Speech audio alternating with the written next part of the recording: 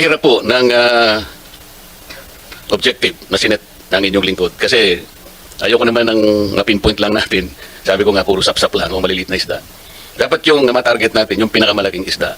Kasi siya yung nanggulo ng sistema kung bakit nangyari sa atin ito. Wala pa pong tapos sa pagpoproseso ng mga nakasalang na nag-a-apply po ng Witness Protection Program.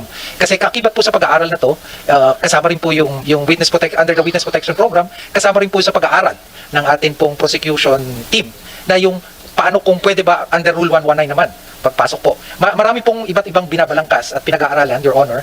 At itong mga bagay na to, pwede pa pong makapagdagdag. Ipapasa ko kay Chief Dong at ito po ay aming masusing pinag-aralan at ilalahad niyo po yung iba pa pong mga prosesong tinitimbang. Wala pa pong sarado, Senator.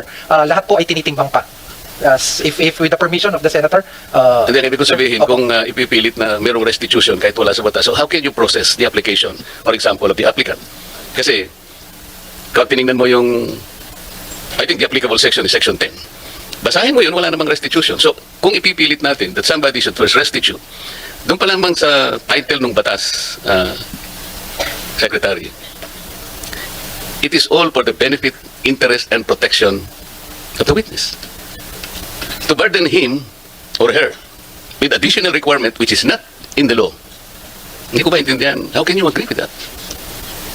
Your Honor, ang tinitingnan po dito ay yung pangkalahatan. No, I'm talking about the WPP. Opo. What pang kalahatan ang sinasabi Ang niyo? kailangan po kasi sa dulo nito, manalo po yung Estado laban po. Kaya nga, but before you do that, Opo. you have to proceed to the process. Yes, opo. So, paano siya mapaprocess?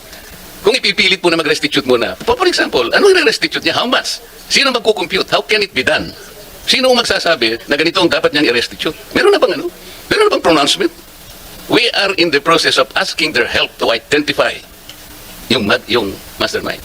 It cannot be done easily. Kaya nga natin ginamit ang batas na to help the state. Ngayon, kung kayo po pala ay mag-prescribe ng isa pang requirement which is not in the law, I cannot believe this.